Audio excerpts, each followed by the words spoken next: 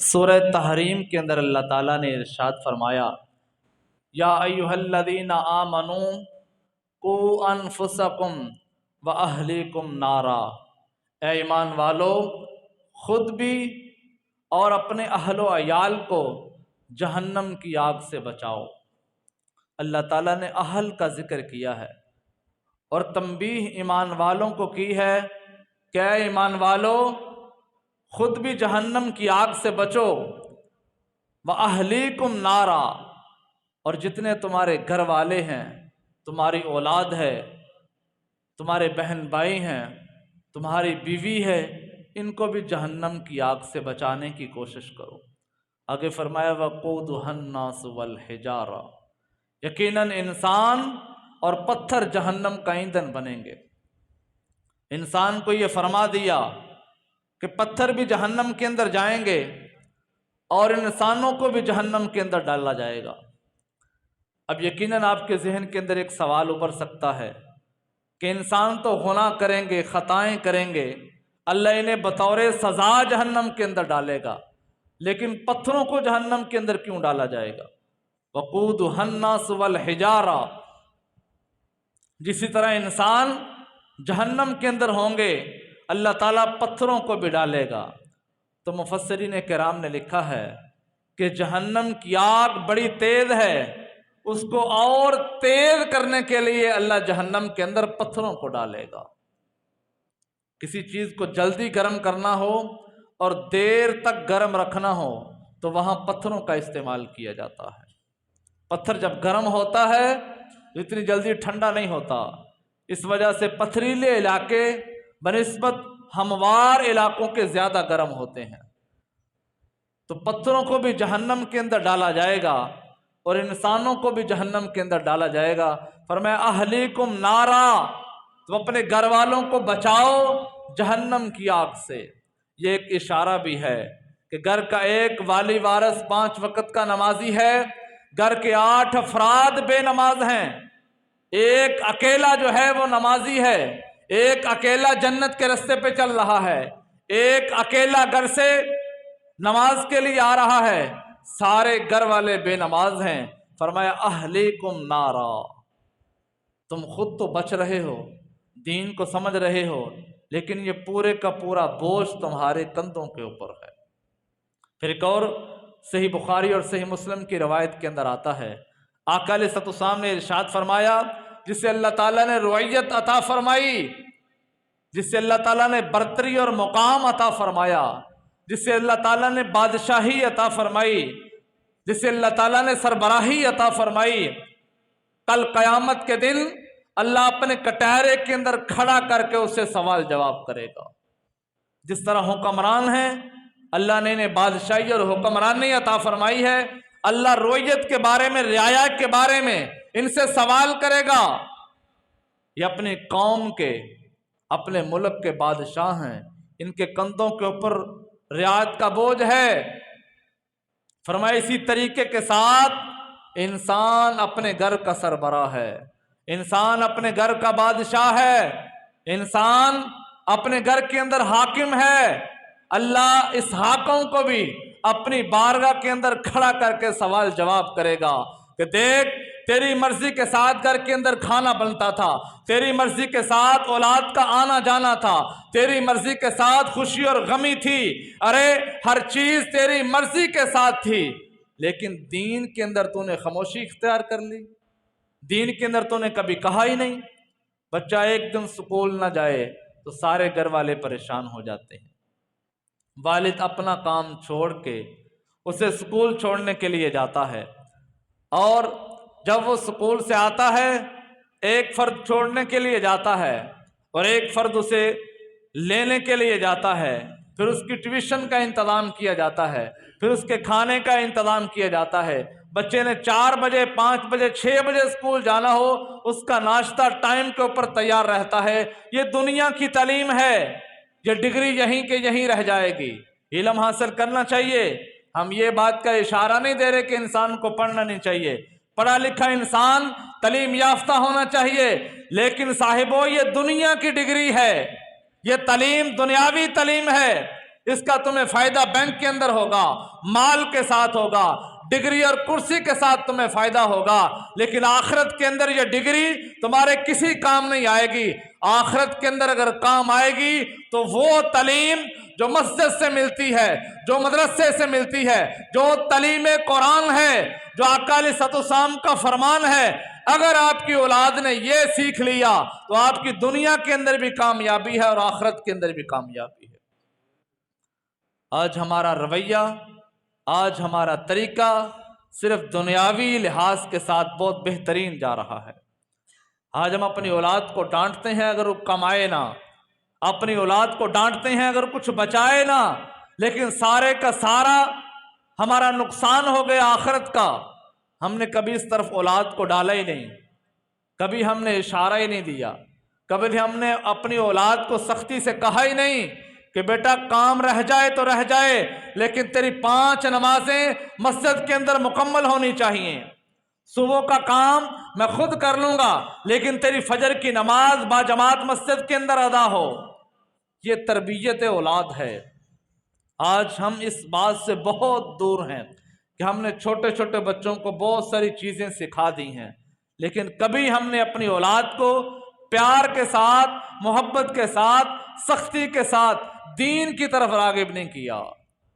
کوئی بندہ اس معاشرے کے اندر یہ دعویٰ نہیں کر سکتا کہ میں شب و روز اپنی اولاد کو انگلی کے ساتھ لگا کے مسجد کی راہوں کی طرف آ رہا ہوں۔ کبھی کبھار دل چاہا تو ایک بار کہہ دیا او پتر کدی نماز بھی پڑھ لیا کرو، کدی مسیتے بھی ٹر جایا کرو۔ یہ عام سرسری سا ایک جملہ ہے جو ہماری زد زبان رہتا ہے۔ اللہ نے تمہیں گھر کی سربراہی عطا فرمائی ہے، اللہ نے گھر کی حاکمیت عطا فرمائی ہے، وہ سب سے بڑا احکم الحاکمین تمہیں اپنی بارگاہ میں کھڑا کر کے یہ سوال کرے گا کہ میں نے تجھے نعمت اولاد عطا فرمائی، تیرے بیٹے بھی تھے، گھر کے اندر تیری بیٹیاں بھی تھے، تیری نسل اور تیرا نام آگے چل رہا تھا، لیکن تو نے کیا تربیت کی ان کی؟ سادی سی بات ہے، سمجھانے کے لیے ہے۔ اگر آپ سمجھ جائیں، اگر کسی کے 4 بیٹے ہیں، ان میں سے ایک بھی نمازی نہیں، اگر ان میں سے ایک بھی قرآن پڑھنے والا نہیں، اگر ان میں سے ایک بھی دیندار نہیں، 4 بیٹے ہیں، ایک کو مستری بنا دیا، ایک کو مزدور بنا دیا، ایک کو اچھا کام سکھا دیا، ایک کو دنیا داری کی تعلیم دلا دی، جب باپ دنیا سے چلا جائے گا، مستری اپنے کام پہ لگا رہے گا، مزدور بیٹا اپنا کام کرتا رہے گا، ڈگری والا اپنی کرسی کے اوپر بیٹھ کے کام کرتا رہے گا، کون سا بیٹا ہے جو مسجد کے اندر آ کے نماز کے اندر بیٹھ کے کہے گا ربنا اغفر لی ولوالدی وللمؤمنین یوم یقوم الحساب، یا اللہ میرے باپ دنیا سے چلا گیا ہے، میں نماز کے اندر دعا مانگتا ہوں ربنا اغفر لی ولوالدی، میرے والد کی مغفرت فرما۔ آج ہم نے کیا تربیت اولاد کی ہے؟ آقا علیہ الصلوۃ والسلام کی بارگاہ ہے، صحیح بخاری اور صحیح مسلم کی حدیث ہے، آقا علیہ الصلوۃ والسلام تشریف فرما ہیں، جمعے کا خطبہ ہے، حضور خطبہ دے رہے ہیں، واعظ و نصیحت کی بات چل رہی ہے، میرے آقا صحابہ کو خطبہ دے رہے ہیں، امام حسن اور امام حسین تشریف لائے، پاس ہی گھر تھا، دونوں نے سرخ رنگ کے جوڑے پہنے ہوئے تھے، مسجد کے اندر رش تھا، جب وہ آ رہے تھے قمیضیں تھوڑی لمبی تھیں، رش زیادہ تھا، لڑکھڑا رہے تھے، آقا علیہ الصلوۃ والسلام نے خطبہ چھوڑا، امام حسن اور امام حسین کو اٹھایا، گودی کے اندر بٹھایا، اپنے پاس منبر کے اوپر بٹھا کے ارشاد فرمایا انما اموالکم واولادکم فتنہ، یقیناً یہ دنیا کا مال اور یہ اولاد انسان کے لیے فتنہ ہے، یہ بہت بڑی آزمائش ہے۔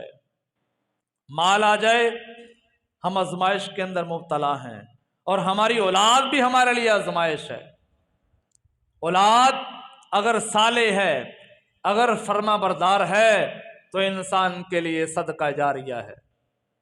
آقا علیہ الصلوۃ والسلام نے ارشاد فرمایا، یہ بھی صحیح مسلم کی روایت ہے، فرمایا جب بندہ دنیا سے چلا جائے گا اس کے اعمال منقطع ہو جائیں گے۔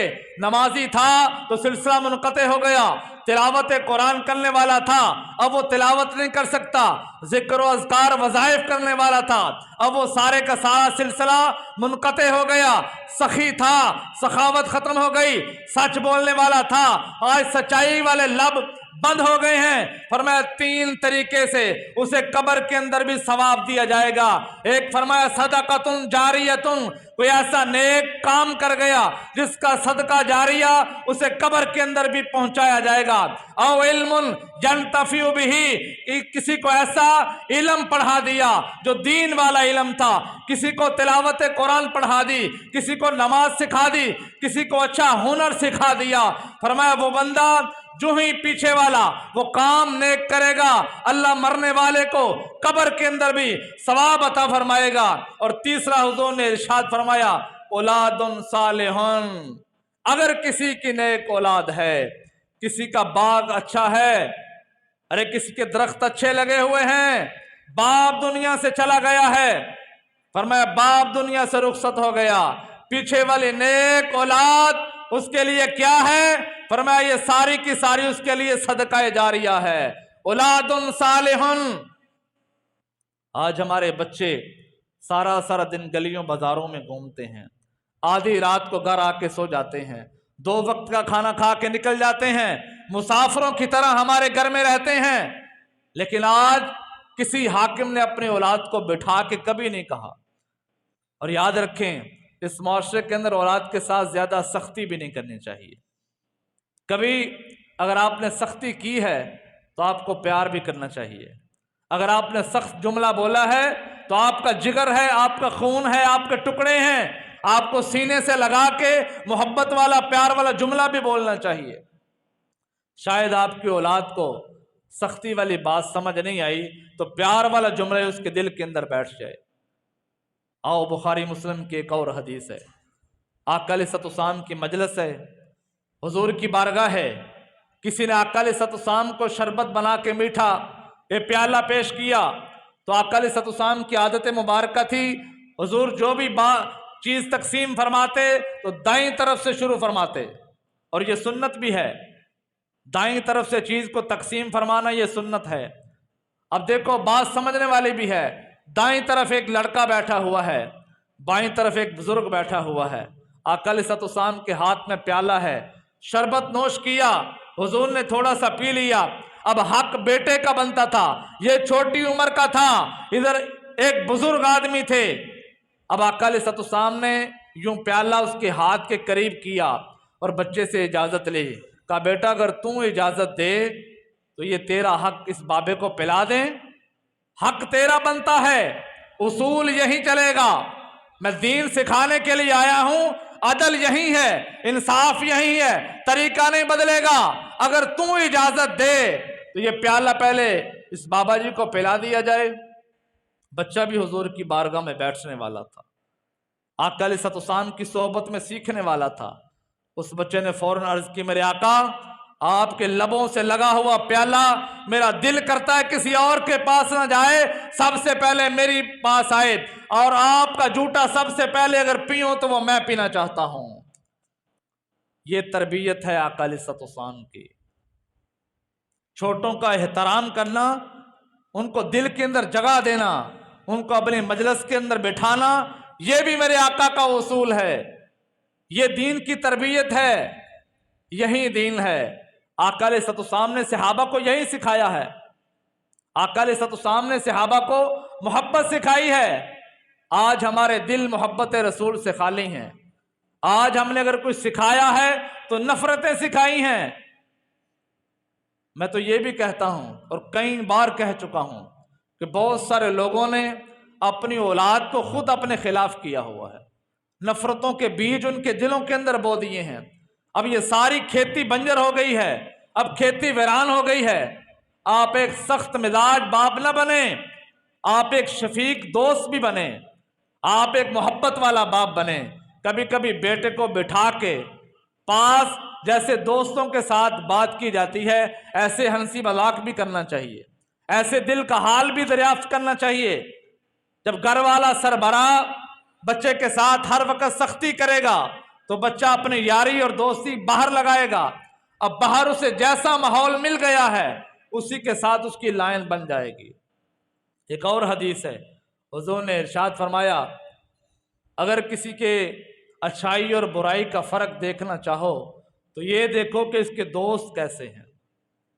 جس کا جیسا دوست ہوگا اس کا ذہن اور سوچ بھی ویسی ہوگی. اور کسی کا یارانہ کسی برے کے ساتھ ہے تو یہ بندہ بھی برا ہے، اور کسی کی دوستی یارانہ بیٹھنا اٹھنا کسی اچھے کے ساتھ ہے تو بے فکر ہو جاؤ، آپ کی اولاد اچھے رستے پہ جا رہی ہے. آقا علیہ الصلوۃ والسلام مسجد نبوی کے اندر ہیں، صحن کے اندر صدقے کی کھجوروں کا ڈھیر لگا ہوا ہے. یہ بھی حدیث بخاری مسلم کی ہے. صدقے کی کھجوروں کا ڈھیر لگا ہوا ہے. حضرت امام حسن چھوٹے تھے، بھاگتے ہوئے مسجد نبوی کے اندر آئے، اپنا دروازہ کھلا، باہر نکلے. ان کا صحن ہی مسجد نبوی تھا. جب باہر آئے کھجوروں کا ڈھیر دیکھا، ایک کھجور اٹھائی منہ میں ڈالی. آقا علیہ الصلوۃ والسلام نے دور سے کہا کخ کخ، اس کا معنی ہے رک جا رک جا، ٹھہر جا. آقا علیہ الصلوۃ والسلام جلدی سے امام حسن کے پاس آئے. کھجور منہ میں تھی، بچہ چھوٹا تھا، بغیر پوچھے کھجور کا دانہ منہ میں اٹھا کے رکھ لیا. آقا علیہ الصلوۃ والسلام اپنی اولاد کی تربیت سکھا رہے ہیں، اولاد کو بہترین نمونہ بنا رہے ہیں. آقا علیہ الصلوۃ والسلام امام حسن کے پاس آئے، جو انگلی منہ میں ڈالی پورے کی پوری کھجور نکال کے باہر پھینک دی. کہا امام حسن، فرمایا بیٹا یہ کھجور جو ہے یہ صدقے کی کھجور ہے، اور صدقے کی کھجور ہم نہیں کھاتے، ہم تو کھلانے والے ہیں، ہم اوروں کا مال کھانے والے نہیں ہیں. آج اگر بچے باہر سے ادھا توڑا آلو والا چوری چک کے لے آنا تانے لے بھی بڑا چنگا کیتا جے، ان 10 دن لنگ جان گے، باہروں لین دی لوڑ کوئی نہیں. تو جنہاں دے گھر سڑک دے قریب نے یا بچے سڑک تے زیادہ رہندے نے تو جیل ٹرالی گلنے والی آ جائے تو کی مجال ہے جو ٹر جائے اتوں سے. سارے کوشش کرنی ہے بھی ترو ترو کے تھلے لائیے، ٹھیک ہے کہ نہیں. یہ تربیت اگر ایسی ہوگی تو اولاد کل کو کیا کرے گی. اپنی اولاد کو عدل سکھانا ہے، اپنی اولاد کو انصاف سکھانا ہے، اپنی اولاد کو محبت سکھانی ہے، اپنی اولاد کو سچائی سکھانی ہے. یہ آقا علیہ الصلوۃ والسلام کا دین ہے، یہ اولاد کی تربیت ہے. کل کو آپ کے نام کے ساتھ آپ کے بچے کا نام ہے. اگر کوئی آپ کے بچے کا نام لے پھر باپ کا نام لے تو وہ یاد کرے کہ واقعی حالات غربت والے تھے، باپ محنت مزدوری کرتا تھا لیکن اولاد کو اچھا طریقہ سکھا کے گیا ہے، اولاد کو صالح بنا کے گیا ہے، اولاد کو نیکی کی ترغیب دے کے گیا ہے. اس کی اولاد جو ہے یہ برے کاموں کے اندر ملوث نہیں. یہ اصل دین ہے. آقا علیہ الصلوۃ والسلام کی بارگاہ ہے. صحابہ اکرام میں سے ایک ایسا بچہ ہے جس کی عمر 10 سال ہے. 10 سال عمر ہے. طلحہ بن برہ اس صحابی کا نام ہے. بارگاہ مصطفیٰ میں زیادہ وقت بیتتا ہے. اب بچہ چھوٹا ہے، جلیل القدر صحابہ حضور کی بارگاہ میں بیٹھتے ہیں. یہ 10 سال کا بچہ حضور کے بڑا قریب بیٹھتا ہے. ایک دن ہمت کی، حضور کی بارگاہ کے بالکل قریب ہو گیا. یہاں تک صحابہ بیان کرتے ہیں، نقشہ کھینچتے ہیں کہ حضور کے قدموں کے ساتھ لپٹ گیا، حضور کے قدموں کے ساتھ لگ گیا. پھر ایک عرض کی انا احبک یا رسول اللہ، یا رسول اللہ میں آپ سے بڑی محبت کرتا ہوں. یار اس بچے کی سوچ دیکھیں، 10 سال کی عمر ہے، مصطفیٰ کی بارگاہ ہے، صحابہ بڑے بڑے جلیل القدر بیٹھے ہوئے ہیں، 10 سال کا بچہ حضور کی بارگاہ میں ہے اور بالکل قریب ہوا اور پھر کہہ دیا انا احبک یا رسول اللہ، یا رسول اللہ میں تم سے بڑی محبت کرتا ہوں، میں آپ سے بڑا پیار کرتا ہوں، میرا دل آپ سے بڑا لگتا ہے. اب مجلس صحابہ ہے، ابو بکر عمر بھی ہیں، عثمان و علی بھی ہیں، طلحہ و زبیر بھی ہیں، جنگجو صحابہ حضور کی بارگاہ کے اندر ہیں. ایک چھوٹے بچے نے محبت کا دعویٰ کیا تو آقا علیہ الصلوۃ والسلام نے وہیں آزمائش کے لیے پرکھ لیا. محبت ہمیشہ آزمائش مانگتی ہے، محبت کے پیچھے ہمیشہ مشکلات ہوتی ہیں. اگر مشکلات نہیں ہیں تو یہ دعوی محبت بھی جھوٹا ہے، یہ کوئی محبت نہیں ہے. محبت کے اندر پرکھا جاتا ہے. आका अलैहिस्सलाम ने फौरन कहा, इज़हिब फक्तुल या अबा का, अरे जाओ फिर अपने बाप का सर कलम करके लेके आओ। तो कहते हैं 10 साल का बच्चा था, एक लम्हे के लिए सोचा नहीं, बड़ी फुर्ती के साथ उठा, मजलिस सहाबा में दौड़ लगाई, आखिरी सहाबी को हुजूर ने इशारा किया, यूं बच्चे को अपने हाथों में लिया, अब दबा के उठा के फिर हुजूर की बारगाह में बिठा दिया। आका अलैहिस्सलाम ने सारे सहाबा को बताने के लिए, उस बच्चे की मोहब्बत दिखाने के लिए कहा था कि अगर इस बच्चे ने मेरी बारगाह में मोहब्बत का दावा किया है, ये कहा है अना उहिब्बुका या रसूल अल्लाह, मैं आपसे मोहब्बत करता हूं, तो देखो इसकी मोहब्बत को एक लम्हे के लिए मैंने परखा है। फौरन मैंने कहा जाओ बाप की गर्दन उड़ा के ले आओ। उसने दूसरा सवाल नहीं किया। बच्चा था, ये भी कह सकता था आका मैं छोटा हूं, एक ही तो बाप होता है, तो मैं कैसे गर्दन उड़ा दूं, या फिर आप किसी और सहाबी को भेज दें वो गर्दन उड़ा के ले आए, या फिर मेरे बाप का कसूर क्या है। एक लम्हे के लिए नहीं सोचा, फौरन भागते हुए गए, सहाबा ने पकड़ के हुजूर की बारगाह में पेश कर दिया। इतनी मोहब्बत थी बारगाह मुस्तफ़ा में बैठने वाले बच्चों की। आज जब बच्चे मसाजिद से मदारस से दूर हुए हैं, तो आज दीन का ये हाल है कि 17 साल के नौजवान को सामने खड़ा करो, ये नमाज की सुन्नतें और फराइज नहीं बता सकता। 25 साल का नौजवान खड़ा कर दो, इसे गुस्ल के फराइज नहीं आते, नमाज के मसाइल नहीं आते। क्यों? हम मस्जिदों से दूर चले गए हैं, हम मसाजिद से दूर चले गए हैं। और भाई कामयाबी अल्लाह ने रखी है तो दीन के अंदर रखी है। जहां मर्जी चले जाओ, दुनिया के अंदर बेहतरीन से बेहतरीन जिंदगी गुजार लो, ये दुनिया की जिंदगी है।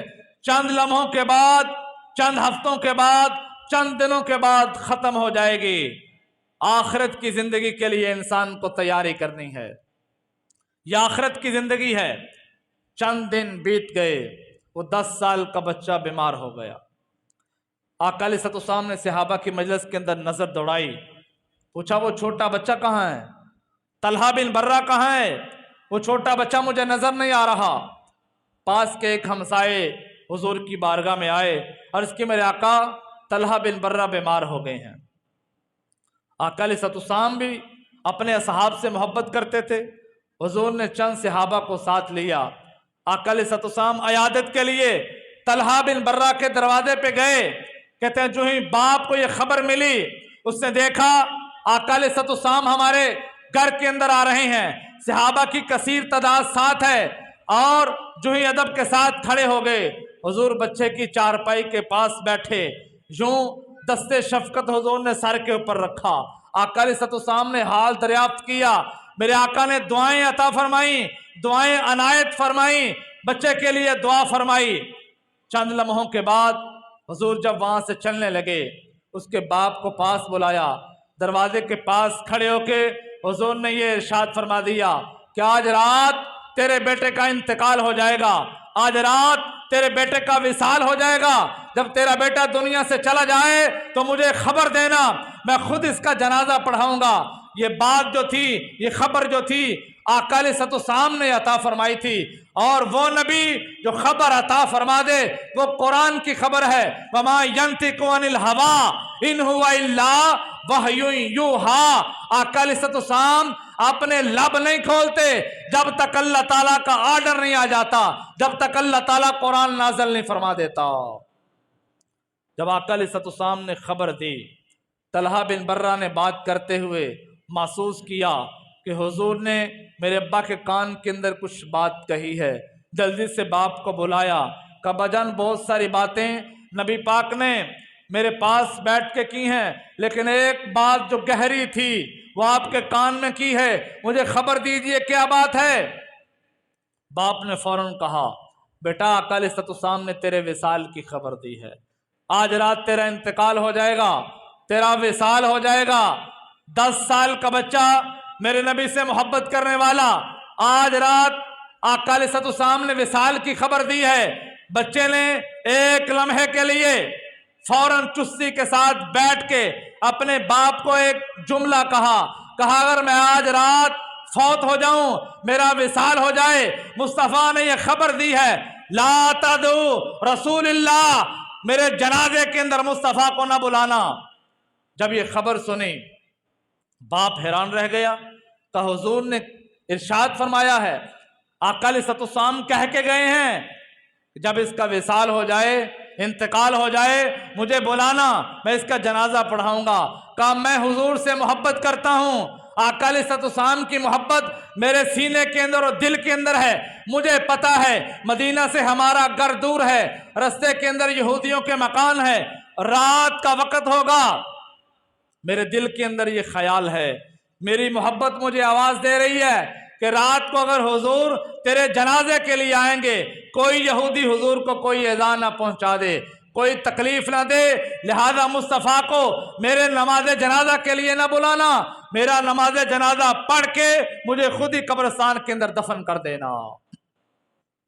رات کا وقت ہوا، بچہ فوت ہو گیا اور وصیت کے مطابق غسل کفن دیا گیا۔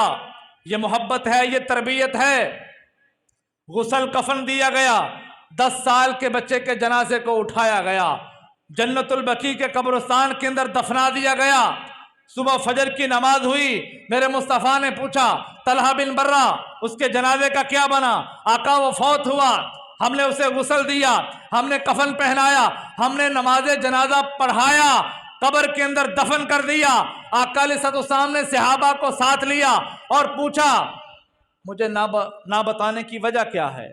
باپ سامنے آیا اور اس کے میرے آقا آپ نے ارشاد فرمایا تھا مجھے بتا دینا، میں اس کی نماز جنازہ پڑھاؤں گا، لیکن میرے بیٹے نے میرے سامنے ہاتھ، آقا علیہ السلام کی آنکھوں کے اندر آنسو آ گئے، حضور صحابہ کو لے کے جنت البقیع کے قبرستان کے اندر گئے۔ حدیث کے الفاظ ہیں، روایت کے اندر آتا ہے حضور نے قبر کے اوپر کھڑے ہو کے یوں ہاتھ پھیلائے اور طلحہ بن برہ کے لیے دعا مانگی، یا اللہ یہ میرا طلحہ جب تیری بارگاہ میں پہنچے یہ مسکراتا ہوا تجھے ملے اور تو مسکرا کے میرے طلحہ کا استقبال کرنا۔ یہ محبت ہے، یہ تربیت ہے، یہ میرے آقا کا دین ہے جو اللہ کے نبی ہمیں عطا فرما کے گئے ہیں۔ آج تربیت اولاد کے لیے ہمیں کوشاں رہنا ہے، ہمیں فکر مند ہونا ہے۔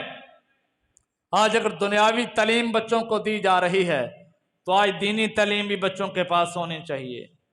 آج بچے ہر چیز کو جان رہے ہیں لیکن ان کے پاس دینی تعلیم نہیں ہے، ہم نے انہیں دین سے دور کر دیا ہے اور ہمیں کوئی فکر بھی نہیں ہے۔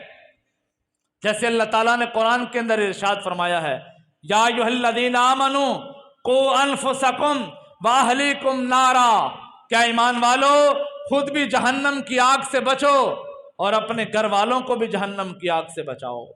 مفسرین کرام نے اس کی تفسیر کے اندر یہاں تک لکھا ہے کہ اگر شوہر جلدی اٹھ جائے، نماز کے لیے اٹھے، تہجد کے لیے، فجر کی نماز کے لیے، اگر بیوی سوئی ہوئی ہے تو اسے حق بنتا ہے کہ اپنی زوجہ کو، بیوی کو جگائے کہ اٹھو نماز فجر کا وقت ہو رہا ہے، اپنی اولاد کو اٹھائے کہ اٹھو نماز فجر کا وقت ہو رہا ہے۔ کئی گھرانے تو ایسے ہیں کئی سال وہ نماز کے لیے نہیں اٹھے، کئی سال وہ تلاوت قرآن کے لیے نہیں اٹھے۔ جب ان کے اسکول کے بچوں کا وقت ہوتا ہے اس سے چند لمحے پہلے اٹھتے ہیں، کھانا بنایا، بچوں کو تیار کیا، اسکول کے اندر روانہ کر دیا۔ آج ہم جاب کے لیے، فیکٹری کے لیے، اسکول کے لیے، کالج اور یونیورسٹی کے لیے وقت کے ساتھ اٹھتے ہیں اور اپنی تیاری کرتے ہیں، لیکن نماز فجر کی تیاری کے لیے کوئی اٹھنا گوارا نہیں کرتا۔ آقا علیہ السلام نے ارشاد فرمایا مسلمان کی سب سے پہلی ناکامی یہ ہے کہ اس کی فجر کی نماز رہ جائے، اس نے دن کا آغاز ہی ناکامی سے کیا ہے۔ کیسے سارا دن کامیابی تلاش کرے گا؟ کیسے سارا دن وہ روزگار بہترین تلاش کرے گا؟ کیسے وہ رزق حلال کو تلاش کرے گا؟ کیسے وہ دنیاوی معاملات کے اندر کامیابی کی طرف جائے گا؟ سب سے پہلا زینہ، سب سے پہلی سیڑھی آج وہ پھسل گیا، نماز فجر ہی ادا نہیں کی۔ لیکن کتنے سال بیت گئے، ہم نے نماز فجر کو باجماعت نہیں پڑھا۔ کتنے سال ہم پیچھے چلے جائیں تو ہمیں یاد نہیں آتا کہ ہم نے ایک دن کے اندر 5 نمازیں باجماعت تکبیر اولیٰ کے ساتھ مسجد کے اندر ادا کی ہوں۔ آج اگر اپنے اپنے گریبان کے اندر جھانکا جائے تو ہمیں یاد نہیں آتا کہ کتنی دیر پہلے ہم نے فجر کی نماز پڑھ کے مسجد کے اندر بیٹھ کے تلاوت قرآن کیا تھا۔ آج ہم اگر پیچھے چلے جائیں تو زندگیوں کو کھنگال کے دیکھیں اور آپ زندگی کے پلٹ کے دیکھیں تو یاد نہیں آتا کہ کبھی ہم نے مسجد کے اندر بیٹھ کے ایک رکوع ترجمے کے ساتھ پڑھا ہو۔ تو آج جب ہم دین سے دور چلے گئے ہیں، اللہ تعالیٰ نے رحمتوں کی چادر ہم سے اٹھا لی ہے، آج ہم اللہ تعالیٰ کی رحمتوں کے اندر نہیں ہیں۔ آج کتنے کمانے والے ہیں، گھروں کے اندر برکت نہیں ہے۔ آج گھر کے اندر کتنے افراد موجود ہیں لیکن گھروں کے اندر رونق نہیں ہے۔ آج ایک ایک باپ کے 4 بیٹے جوان ہیں، سارے کما رہے ہیں، کھا رہے ہیں، اور باپ ایک ایک پائی کے لیے ترس رہا ہے۔ وجہ کیا ہے؟ ہم نے دین کے دامن کو چھوڑ دیا ہے، ہم دین سے دور چلے گئے ہیں۔